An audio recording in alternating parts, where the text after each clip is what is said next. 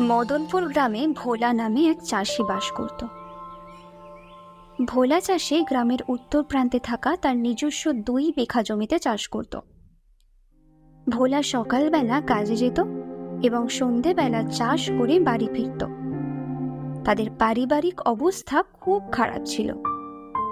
একদিন সকালবেলা ভোলা চাষি মাঠে যাওয়ার সময় তার বউকে ডেকে বলে, কি গো, খাবার দাবার কিছু আছে? না গো, কিচ্ছুটি নেই, একদম শূন্য। আজ কিছু খাবার আনতে পারলে তবে খাবার পাবো। ভোলা মনমরা হয়ে বাড়ি থেকে বেরিয়ে যায় এবং মাঠে চলে যায় ধান তুলতে। এই সময় সমস্ত চাষিরাই মাঠে ধান তুলতে যাচ্ছে।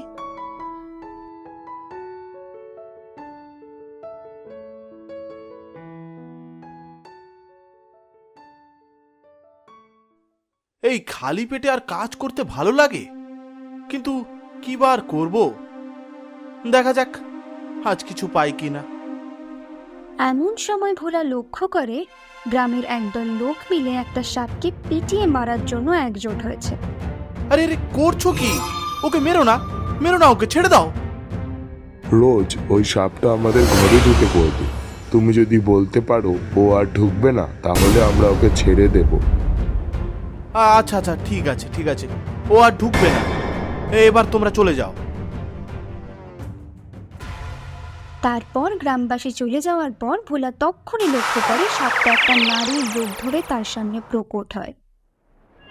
সাপের এই রূপ দেখে ভোলা ভয় পেয়ে ওঠে। ভোলা চাষি ভালো করে লক্ষ্য করে দেখতে পায় কোমরের নিচ থেকে সে একটা সাপ এবং ওপরে সে একটি নারী, অর্থাৎ মানুষ। ও, কে কে কে কে কে কে- কে তুমি? তুমি তো... ভয় পেও না, আমি ইচ্ছাধারী কাল নাগিন। আমাকে ভয় পাওয়ার কোনো কারণ নেই। আমি কোনো ক্ষতি করব না। আমার কোনো ক্ষতি করো না, আমার কোনো ক্ষতি করো না। আমি কেন তোমার ক্ষতি করতে যাব? তুমি আমার জীবন বাঁচিয়েছ। বলো, তুমি আমার কাছে কি চাও? যা চাইবো তাই দেবে? হ্যাঁ, তুমি চেয়ে তো দেখো। আচ্ছা তবে... বলে একটু ভাবতে থাকে ভোলা। তারপর বলে, আমাকে 1 বস্তা চাল আর 1 বস্তা আলু দাও। তখন সে দেখতে পায় তার পাশে চাল আর আলুর বস্তা পড়ে আছে। সে খুব খুশি হয় এবং ইচ্ছাধারী নাগিনকে ধন্যবাদ জানায়। যদি আবারও কখনো কিছু প্রয়োজন হয়, আমাকে অবশ্যই বলবে। তুমি আমাকে একবার স্মরণ করবে, আমি পৌঁছে যাব। এই বলে ইচ্ছাধারী নাগিন অদৃশ্য হয়ে যায় এবং ভোলা নিজের বাড়ি ফিরে যায়।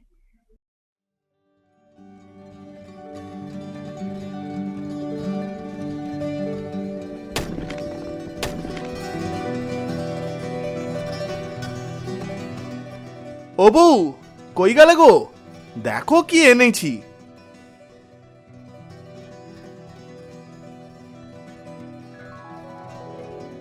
ও মা গো, এত কিছু তুমি কোথায় পেলে? সে অনেক বড় গল্প গিন্নি, তুমি এখন রান্না করো, আমি একটু খাই, খুব খিদে পেয়েছে আমার। আচ্ছা, এই এত চাল আলু এইসব তুমি কোথা থেকে পেলে বলো তো? সে অনেক গল্প, সেটা শুনতে গেলে এখন রাত হয়ে যাবে। তাও বলোই না, শুনি একটু। আচ্ছা শোনো তবে। এই বলে ভোলা সমস্ত ঘটনা তার বউকে বলতে থাকে।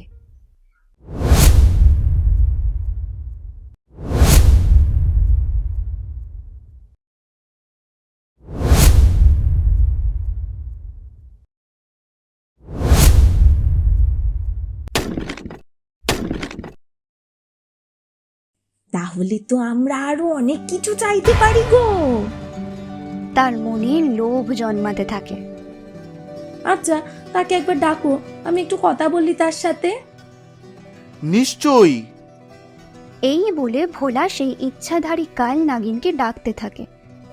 তারপর সেই ইচ্ছাধারী কাল নাগিন চলে আসে এবং বলে, বলো, কি জন্য তুমি আমায় ডাকলে?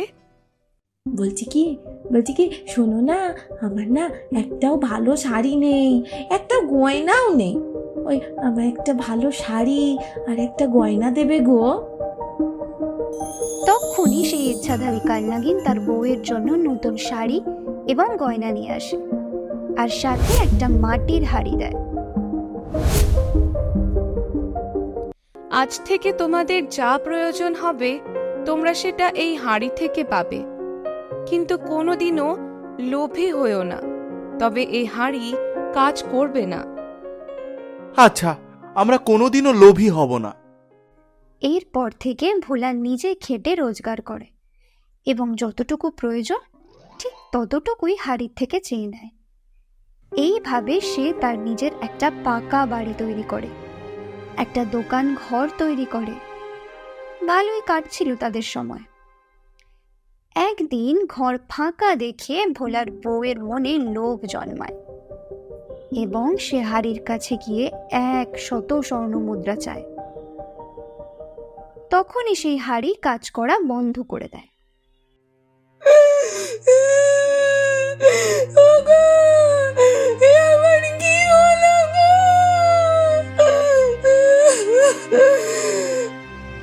তার বউয়ের কান্না শুনে সে দৌড়ে আসে।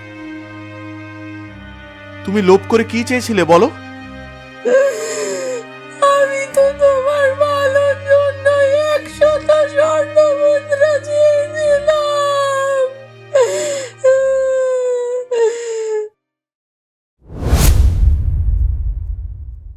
হাঁড়ি কাজ কেন করছে না? আমি তো আগেই বলেছিলাম, যেদিন তোমাদের মনে লোভ জন্মাবে সেদিন এই হাঁড়ি কোনো কাজ করবে না। তোমার বউয়ের মনে লোভ জন্মেছে, তাই এই হাঁড়ি আর কাজ করবে না। কিন্তু কিন্তু এখন আমরা থাকবো কেমন করে? আমি আর কোনোদিন লোভ করব না। ওই হাড়ির ক্ষমতা আমায় ফিরিয়ে দাও।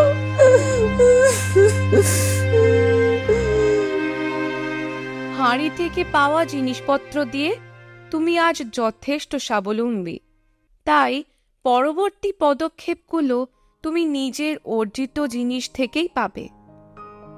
তুমি একটা দোকান করেছো, ওই দোকান তুমি এবং তোমার বউ দুজন মিলে চালাবে, এবং তুমি যেমন মাঠে কাজ করতে তেমনই করবে। এতে তোমরা আরো উন্নতি করবে। এই বলে সেই ইচ্ছাধারী কালনাগিন অদৃশ্য হয়ে যায়। আজ আমার জন্যই তোমার এত বড় ক্ষতি হলো। আমি কেন যে চাইতে গেলাম।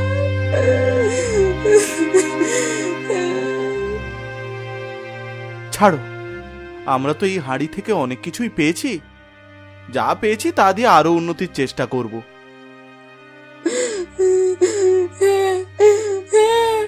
আমি আর কোনোদিন কোনো লোভ করব না।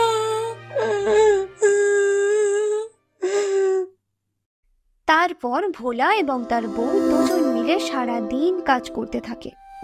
কেউ সকালে দোকান চালায়, কেউ বিকেলে।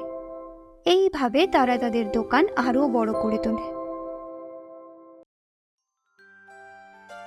আমি সেদিন লোভ করে যদি স্বর্ণমুদ্রা পেয়ে যেতাম, তবে কোনো কিছু খেতে পাওয়ায় যে কি আনন্দ সেটা কোনোদিনও বুঝতাম না।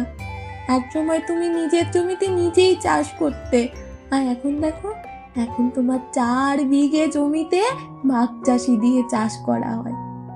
আজ তুমি নিজের সাথে সাথে অনেকের উপকার করছো। সবই ওই ইচ্ছেদারি কালনাগিনীর দয়ার জন্য হয়েছে। হ্যাঁ, নিশ্চয়ই। আজ আমাদের 4 বিঘা জমি আছে, তাতে ভাগ চাষি আছে, একটা পুকুরও আছে। আর ওই পুকুরে থেকে যে মাছ পাই সেই মাছ বিক্রি করে আজ আমরা আমাদের পাকা বাড়ি বানিয়েছি। নিজেদের দোকান আছে, দোকানে আমরা গ্রামের কিছু ছেলেকে কাজ দিয়েছি। সবকিছু ওই ইচ্ছেধারী কালনাগিনীর জন্যই হয়েছে। অনেক ধন্যবাদ তোমাকে, তুমি আমাদের অনেক সাহায্য করেছো। এমন সময় সেই ইচ্ছাধারী কালনাগিন হঠাৎ প্রকট হয় এবং বলে, আমি যদি সেদিন তোমাদের থেকে ওই হাঁড়ির ক্ষমতা না নিয়ে নিতাম, তবে তোমরা আজ এতটা উন্নতি করতে পারতে না। অনেক ধন্যবাদ তোমাকে, তুমি আমাদের অনেক সাহায্য করেছো। এই বলে সেই ইচ্ছাধারী কাল নাগিন অদৃশ্য হয়ে যায় এবং তারা নিজেদের মতো সুখে শান্তিতে বসবাস করতে থাকে।